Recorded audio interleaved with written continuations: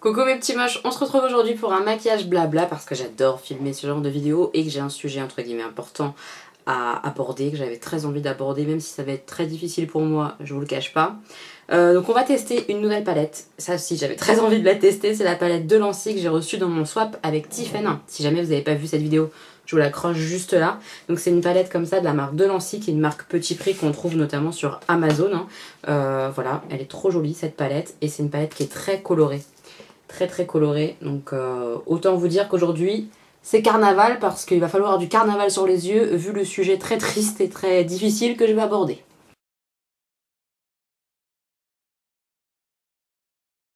C'est parti, on prend la palette. Alors est-ce qu'il y a une couleur chair? Oui, il y a une couleur chair, je vais la prendre. Celle-ci, on va faire sur l'ensemble de l'œil pour unifier ma base à paupières que je viens de mettre. Aujourd'hui, j'avais très envie de parler parce que ça me paraît mais tellement important du sida, du VIH. Pourquoi, vous allez me dire? Pourquoi tu as envie de parler de ça d'un coup, là, d'un seul? Deux raisons. D'une part, il y a eu le SIDAction il n'y a pas très longtemps. Si jamais vous ne le saviez pas, voilà, le SIDAction, ça a lieu tous les ans à la même période pour récolter des dons, etc., pour la recherche justement contre le VIH, le sida, etc., etc. Donc forcément, dans cette période-là, on en entend parler un petit peu. De moins en moins, je trouve, honnêtement, je trouve qu'il y a 5-10 ans, on en entendait énormément parler dans cette période-là et en dehors de cette période-là du sida. Et je trouve qu'au fur et à mesure des années, on n'en parle plus, quoi. Comme si la maladie n'existait plus, ou en tout cas que c'était moins grave. Enfin, vous voyez ce que je veux dire? Même si, moi, je trouve que oui, il y a beaucoup d'améliorations, on va dire, qui ont eu lieu pour vivre avec le VIH, etc., il n'empêche pas moins que c'est quand même une maladie qui reste grave et qui reste à vie pas soignable. Donc qu'on n'en parle plus tant que ça me gêne beaucoup, moi. Je sais pas ce que vous en pensez, mais ça me fait presque un peu peur en fait pour nos jeunes, tout ça. Je me dis, est-ce qu'ils savent ce que c'est? Est-ce qu'ils sont préparés? Est-ce qu'ils sont assez informés sur cette maladie? J'ai des doutes. Je sais que ma génération, on était beaucoup informés quand même, hein. Franchement, on a été beaucoup informés. Est-ce que cette génération qui arrive là, qui ont 16-17 ans, est-ce qu'ils sont informés en fait? J'ai des doutes, moi. Je sais pas ce que vous en pensez, dites-moi en commentaire, mais moi j'ai des gros doutes. Je vais prendre le petit jaune juste là. Travailler le creux de paupière. La période du SIDAction, forcément, je me suis dit ça peut être cool d'en parler, mais surtout, et là c'est là qu'il faut pas que je pleure, qu'il faut pas que je sois trop sensible, mais c'est un petit peu difficile pour moi. J'ai un ami qui m'a appris juste avant le SIDAction en fait, voilà, qu'il était atteint du VIH, qu'il venait de l'attraper en fait, tout simplement. Ça m'a mis une grosse claque dans la gueule, mais une grosse claque, parce que pour moi, je faisais peut-être un peu partie de ces gens qui se disaient ça n'existe quasiment plus de toute façon, vous voyez. Et en fait si, ça existe, la preuve, mon ami, quelqu'un de proche de moi, il vient l'attraper. C'est pas simple à gérer dans le sens, voilà, j'étais pas prête en fait à ce que ça arrive à un proche à moi en fait, tout simplement. Donc je me suis dit, attends, si toi t'es pas prête, est-ce que les autres sont prêts? Je pense pas. Donc parle-en, voilà, explique ce que tu as appris, parce que quand il m'a, entre guillemets, appris sa contamination, il m'a expliqué en même temps des choses que je ne savais pas. Des trucs, entre guillemets, nouveaux, ou en tout cas dont on parle pas beaucoup. Enfin, moi j'étais pas du tout au courant de tout ce qu'il a pu me dire, et après du coup j'ai fait mes recherches, etc., pour mieux comprendre, essayer de mieux comprendre tout ce qui concernait, voilà, le VIH et le sida. Pour faire la suite de mon creux de paupière, je vais faire le orangé, je vais travailler du coup le jaune et le orangé ensemble, hein. Alors déjà les bases, le VIH, c'est le virus qui est ensuite responsable du stade sida. Voilà, c'est un stade de la maladie, on va dire. Enfin, j'essaye de l'expliquer comme ça, je sais pas si c'est exactement les bons termes. Si jamais vous avez des corrections à faire, etc., n'hésitez pas à le faire en commentaire. J'essaye d'expliquer au mieux de ce que j'ai compris. On ne meurt pas du VIH, voilà. Le VIH, en fait, il s'attaque, lui, aux cellules du système immunitaire. Donc, en fait, il baisse toutes nos défenses immunitaires, et qui nous rend vulnérables en fait, en gros. Et après ce sont les maladies dites opportunistes qui viennent nous attaquer. Une personne qui a le VIH, puis après qui a tellement ses cellules, etc., baissées, qui est très malade, passe au stade du sida, ne meurt pas à proprement parler du sida, il meurt à cause du sida parce que le sida a baissé ses défenses immunitaires et qu'il devient très très vulnérable à toutes sortes de maladies, mais on meurt en général d'une autre maladie. Ce qu'il faut savoir quand même, et qui est vrai, c'est que on a de moins en moins de personnes atteintes du sida. Oui, on a des personnes toujours atteintes de VIH. Grâce au progrès, etc. qu'on a fait face à la maladie, on a des traitements qui sont actuellement très très bons et les personnes réagissent en général, je dis bien en général parce que c'est pas non plus 100% des cas, les personnes réagissent plutôt bien au traitement et on voit de moins en moins de personnes atteintes du sida arriver à ce stade-là de la maladie. Voilà, ça faut le savoir quand même, c'est important. De ce que j'ai retenu, en fait, il y a 4 phases dans cette maladie. Il y a la phase primo-infection, donc c'est le tout début de la maladie, c'est le stade où le virus vient d'arriver dans notre corps et où le virus s'installe. Pour s'installer, en fait, il se multiplie énormément, énormément, énormément, énormément pour se loger à l'intérieur de toutes les cellules de notre corps. Partout, partout, partout, partout. Donc c'est là où il est le plus virulent, c'est là où on peut transmettre le plus la maladie à quelqu'un d'autre parce que le virus il est au taquet, si j'ai bien compris évidemment, hein, je préfère mesurer mes mots parce que j'ai essayé de comprendre au maximum pour vous retransmettre à vous aussi, j'espère pas faire de bêtises, voilà, n'hésitez pas à me corriger si je dis des bêtises mais je ne pense pas, voilà.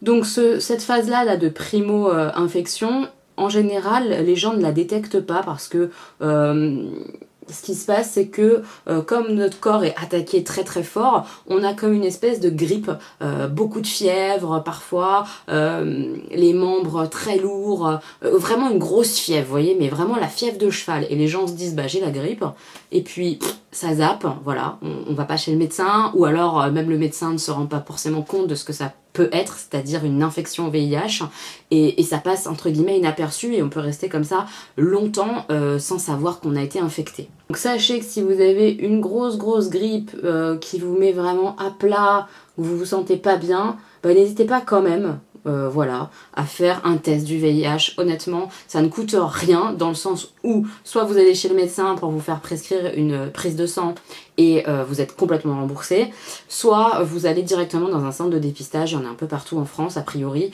et c'est complètement gratuit quoi. Donc vous vous pointez, on vous fait votre test du VIH et c'est tout quoi. Ensuite, on a la phase asymptomatique, donc elle survient juste après cette fameuse phase où le virus se développe au max.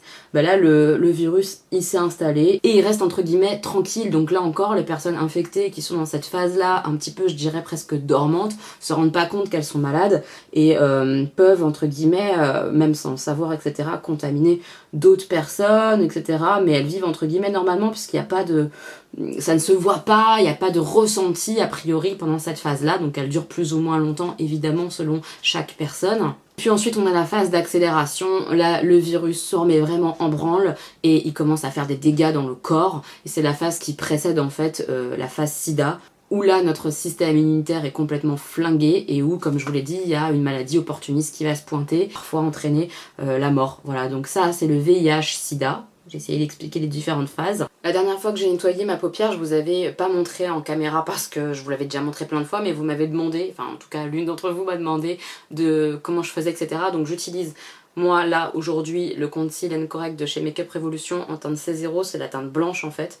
Je la mets sur ma main, je prends un pinceau comme ça qui est plat, très fin, etc. Alors là celui-là c'est un de chez Nabla, mais un autre ça peut très bien fonctionner.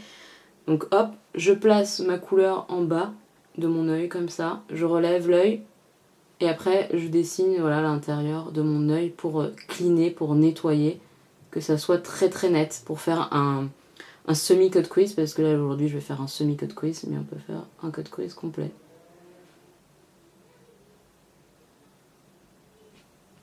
Donc voilà ce que ça donne, comme ça au moins je vous remontre un petit peu.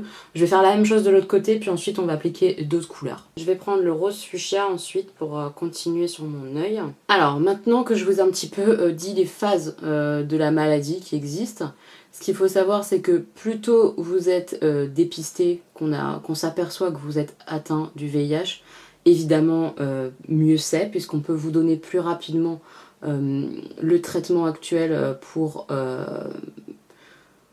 pour lutter contre le VIH. Ce qu'il faut savoir, c'est que ce traitement maintenant, en général, hein, pas tout le temps, mais en général, on finit par avoir, entre guillemets, à terme, un seul cachet à prendre par jour, mais il faut le prendre tous les jours et à vie. C'est très important de prendre son traitement régulièrement. C'est la clé de la réussite, entre guillemets, du traitement. Actuellement, très très souvent, les personnes qui prennent le traitement contre le VIH arrivent à un stade dit de maladie dormante, c'est-à-dire qu'ils ont une charge virale dite indétectable. Mais quand je vous dis indétectable, et moi ça je ne le savais pas du tout avant, c'est qu'avec ce traitement-là, quand elles font une prise de sang pour déterminer si elles ont le VIH ou pas, eh bien on détermine qu'elles n'ont pas le VIH. C'est bluffant, c'est un truc de fou. C'est vraiment la maladie, elle est en sommeil et elle est tellement faible dans l'organisme qu'on la détecte pas. C'est incroyable. Donc ça change vraiment la vie. Surtout que ce qu'il faut savoir, c'est qu'une fois qu'on est arrivé à ce stade de maladie indétectable, de VIH indétectable, depuis 6 mois, voilà, c'est la précaution, c'est-à-dire que si ça fait 6 mois que vous êtes dans le stade indétectable, eh bien, vous ne pouvez pas donner le VIH.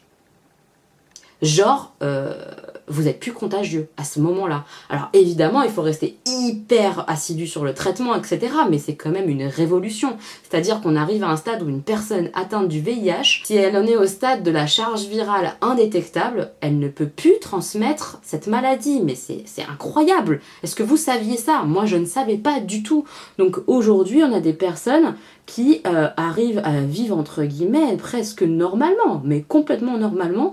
Bien sûr, il faut suivre ce traitement correctement et on n'est pas tous égaux. J'imagine bien que dans de rares cas, ça ne fonctionne pas pareil, etc., etc. Donc évidemment qu'il faut se protéger contre cette maladie, c'est pas ce que je suis en train de dire. Je suis pas en train de dire que c'est pas grave, mais je suis en train de dire qu'on a quand même beaucoup avancé et que dans ces avancées-là, on a ce stade-là qui dure normalement tout le temps, une fois qu'on a bien le médicament installé, etc., et que c'est très courant en fait, c'est pas genre rarement une personne devient charge virale indétectable, etc. Non, c'est quelque chose de courant pour les personnes qui sont atteintes du VIH, qui ont un bon traitement, qui sont suivies régulièrement, eh bien ne transmettent plus ce VIH. Donc c'est quand même génial quoi, pour des couples comme ça qui sont de longue durée ensemble depuis longtemps. Et bah c'est possible d'être moins dangereux. Enfin, je sais pas si vous voyez ce que je veux dire. Évidemment qu'une personne atteinte du VIH n'est pas dangereuse. Ah, j'ai peur que mes propos soient mal interprétés, mais ça doit vraiment être quelque chose de fort, quoi, de se dire je ne peux pas lui donner, lui transmettre, quoi, cette merde. Vous voyez ce que je veux dire? Donc c'est quand même fou, et moi j'étais pas au courant du tout. Dites-moi en commentaire si vous saviez ça, si vous saviez que le virus peut passer comme ça en phase complètement dormante, à tel point que on ne le transmet plus, quoi. C'est incroyable. Maintenant, prévention, etc. Évidemment, utiliser des préservatifs, quoi. Ça me paraît essentiel. Je comprends que quand on est dans une relation de longue durée, etc., on n'utilise plus de préservatifs. Je l'entends complètement. Maintenant, pour arriver à ce stade-là, j'ai envie de vous dire, faites-vous dépister ensemble avant de ne plus utiliser de préservatifs pour être sûr que ni l'un ni l'autre ne soit atteint de cette maladie-là.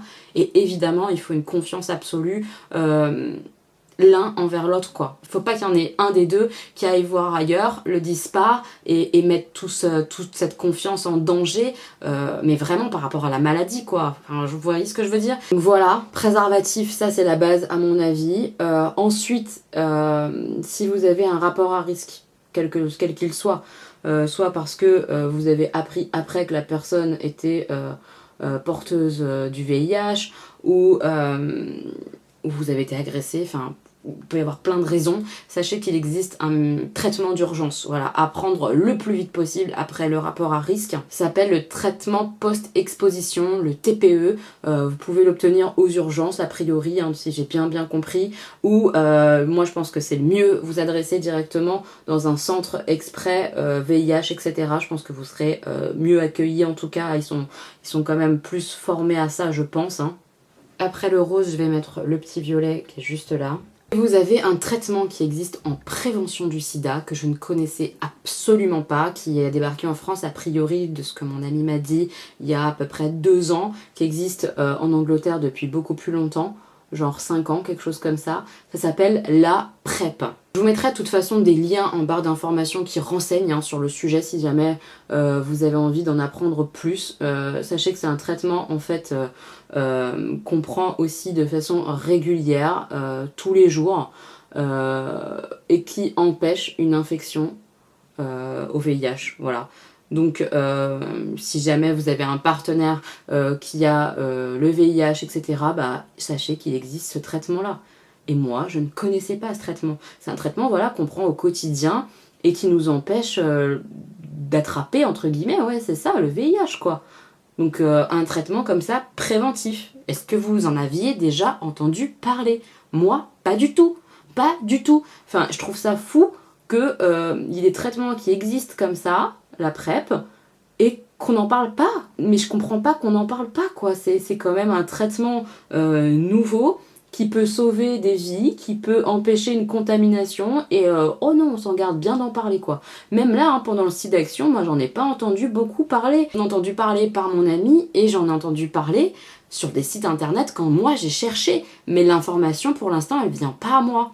Donc a priori il y a des affichages etc qui sont en train de se mettre en place, ça se développe, mais purée la communication là-dessus c'est lent quoi. Sachez qu'il existe ce traitement là, la PrEP, renseignez-vous, parlez-en à vos médecins etc.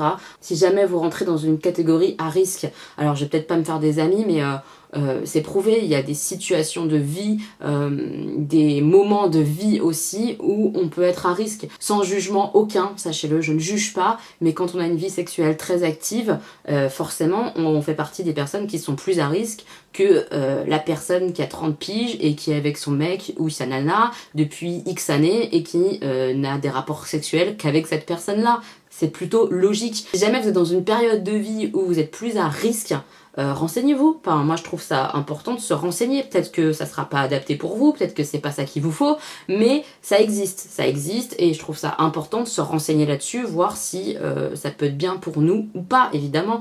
Mais voilà, ça existe et moi je le savais pas. Voilà. Je vais prendre le petit bleu comme ça, clair, pour mettre après maintenant à l'intérieur de l'œil. On aura fait un dégradé de couleur, n'est-ce pas? Donc voilà, j'ai fini mon blabla. Alors je pense pas que ça soit moralisateur, j'espère pas, c'est pas le but, mais plutôt informatif en fait. Des choses comme ça qu'on ne sait pas, enfin moi je le savais pas et je pense que je dois pas être la seule à pas savoir tout ça. Alors voilà, aujourd'hui on peut vivre avec le VIH, on peut bien vivre avec le VIH, mais ça reste une maladie qui est là, qui est souvent en sommeil, et on sait qu'elle est là quoi, cette maladie là, et honnêtement bah vaut mieux pas l'avoir quoi, j'ai envie de vous dire, donc si on peut s'éviter ça, parce que c'est pas une maladie facile, même encore aujourd'hui ça reste pas facile je pense, et bah autant se l'éviter au maximum, donc vraiment faites attention à vous, protégez-vous, et renseignez-vous au maximum, faites-vous dépister régulièrement, c'est important.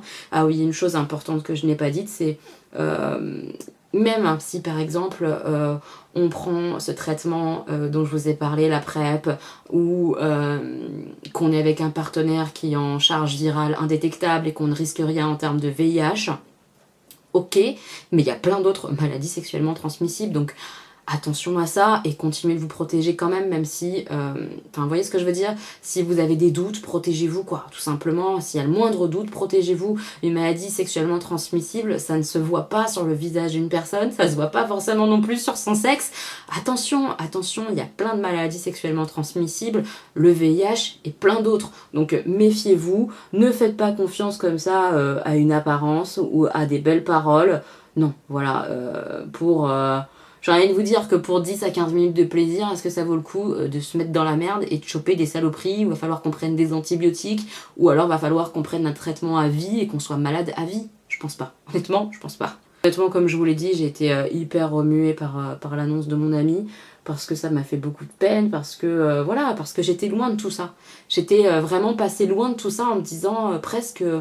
c'est une maladie qui existe quasiment plus, alors que ça existe quoi. Il y a 6000 contaminations encore en France par an, c'est quand même beaucoup. Hein. Alors bien sûr que c'est beaucoup moins qu'il y a 10 ans, mais ça reste énorme et il faut lutter encore contre ça, donc voilà. J'avais envie en fait de mettre ma petite pierre à l'édifice contre cette maladie-là, et je pense très fort à mon ami, voilà. Si tu passes par là, je t'embrasse.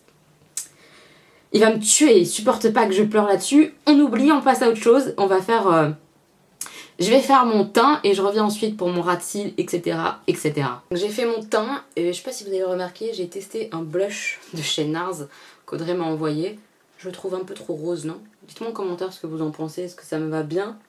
Ou est-ce que c'est trop rose pour moi? Trop rose pétant. Ça c'est la teinte. Est-ce que ça donne sur moi? Est-ce que c'est pas trop rose, trop foncé? Je sais pas trop. J'ai pas l'habitude en fait de porter ce genre de blush. Après là une fois avec le make-up complet je pense que ça passe. Surtout avec un maquillage coloré comme ça. Mais je sais pas trop, voilà, dites-moi. Je vais faire mon ras de cils, donc pour le ras de cils je vais reprendre le violet, puis le bleu je pense, et un petit peu le rose aussi en coin externe pour lier en fait, pour refaire un peu comme au-dessus. Et puis voilà, simple, efficace quoi. En ce moment niveau série télé, je me cherche. Hein. Parce que là du coup j'ai testé il y a pas très longtemps The Magician, je sais pas si vous l'avez vu ou pas. Premier épisode, je me suis dit, oh là là, trop bien, ça me fait penser un peu à Harry Potter et tout, ça va être génial. Ok. Deuxième épisode, déjà c'est moins bon. Et puis alors, plus on avance dans la saison, et plus c'est une catastrophe. En fait, c'est très adolescent, je pense, et c'est pas, je suis pas la cible, quoi. C'est dommage parce que le thème était sympa, c'est vraiment en mode des gens qui ont des pouvoirs magiques qu'ils savent pas, des ados, quoi. Un peu comme Harry Potter, vous savez, genre on vient les chercher un peu... Ils passent un examen et tout pour rentrer dans une école de magie. Donc génial le thème quoi. Vous vous dites, enfin moi en tout cas ça m'appelle complètement quoi. J'aime trop ça. Et puis non, puis ça part en cacahuète, beaucoup de cul, beaucoup de ah j'ai envie de coucher avec toi et toi t'as envie de coucher avec moi. Et si on couchait tous ensemble? Oh là là, ça m'a saoulé quoi. C'est pas mon délire donc je lâche l'affaire. J'ai regardé toute la saison 1. Mais là ça y est, j'abandonne. J'abandonne. Je viens de démarrer par contre et j'en suis genre au 5e épisode. Pour l'instant, je dois vous le dire, j'accroche mais un max. C'est la série The Good Girls. Ça me fait beaucoup penser un peu à Desperate Housewives, tout ça, ce genre de série où on a des femmes comme ça, des mères de famille qui se rejoignent entre copines ou quoi, entre sœurs, etc. Et à qui il arrive plein de mésaventures abracadabrantesques. C'est dur ce mot, pourquoi j'ai voulu dire ça? Mais franchement, elle est très sympa. En tout cas, là, les 5 premiers épisodes, je les ai dévorés, je me suis régalée. Donc en fait, c'est des mères de famille qui se retrouvent pour X et Y raisons dans la mouise, clairement, financièrement parlant. Elles ont besoin d'argent et elles font un braquage. Bon, c'est fun, ça c'est juste le premier épisode, hein, donc après il y a beaucoup d'autres choses et c'est pas du braquage à tous les épisodes, pas du tout. Et c'est marrant, enfin moi en tout cas ça m'a beaucoup fait rire, j'aime beaucoup. Je sais pas si vous l'avez vu ou pas, dites-moi ça en commentaire, mais ouais pour l'instant moi je vous le recommande. J'ai bien aimé, franchement j'ai bien aimé. J'aurais bien mis un point de lumière plus important que mon bleu ciel là en coin interne avec cette palette, mais il n'y a pas. Il n'y a pas genre un blanc irisé, c'est dommage. Un blanc ou un champagne, quelque chose comme ça de irisé, il n'y en a pas. Je vais prendre en fait mon highlighter Fenty, mon petit bleu là. On va voir ce que ça donne. Je pense que ça va être sympa en coin interne. Oui, c'est très bien. C'est très bien. Mettre un eyeliner et après on verra. Peut-être que je mettrai d'un eyeliner pailleté, mais j'ai pas envie d'en faire trop et de tout gâcher. Vous savez le truc du toujours plus et ça gâche tout. Donc je vais voir. Je vais en tout cas mettre un eyeliner noir, ça c'est sûr. Et après on verra. Peut-être que je mettrai de la paillette, mais c'est pas sûr. En fait, je vais mettre un liner. Donc, je suis en train de le mettre en fait déjà et je me suis dit non, faut que je leur montre parce qu'elles vont me dire on n'a pas vu comment t'as fait. Donc, c'est tout simple, hein. C'est des petits liners au PV.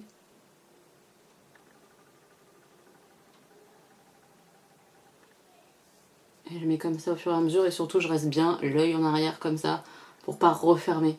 Faut attendre que ça sèche.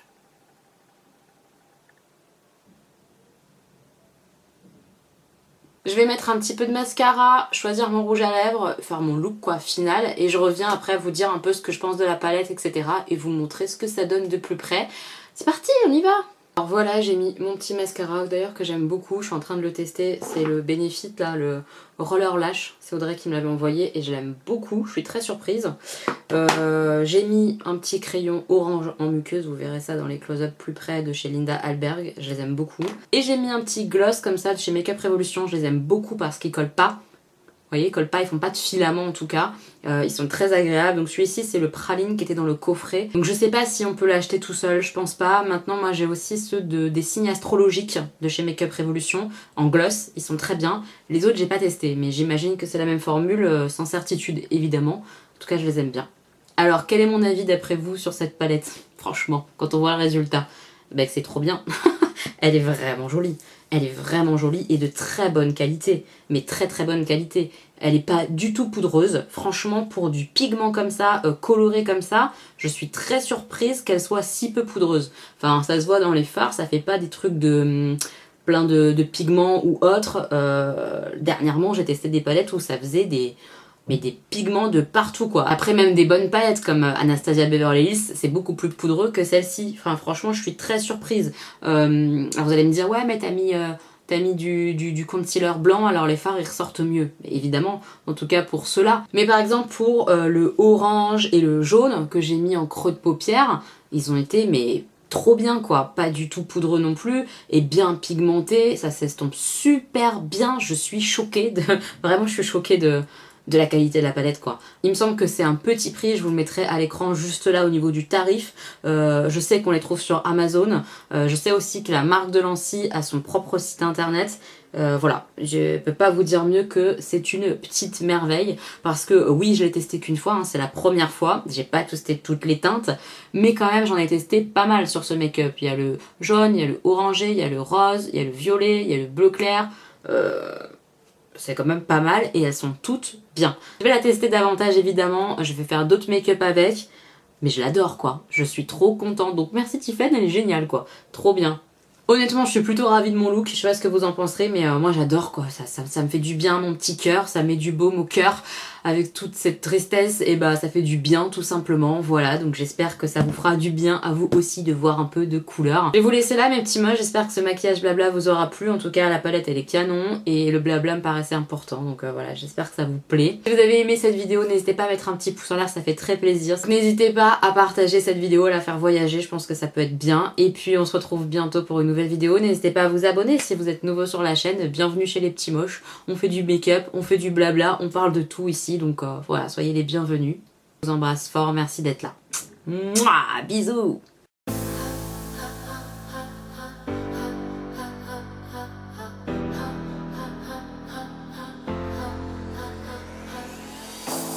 Trying to put him in the worst mood. P1 cleaner than the church shoes. Really point to just to hurt them. All red lamps to tease them. None of these toys on lease to. Made the whole year in a week too. Main chick out of their league too. Side chick out of their league too. House so empty, need a centerpiece. 20 racks a table cut from ebony. Cut that ivory into skinny pieces. And she clean it with her face, but you love your baby. You talking money, need a hearing aid. They talking about you, you don't see the shade. Switch up your style, you take any lane. Switch up your cup to kill any pain. Look what you've done. You're a pretty little star boy. Look what you've done.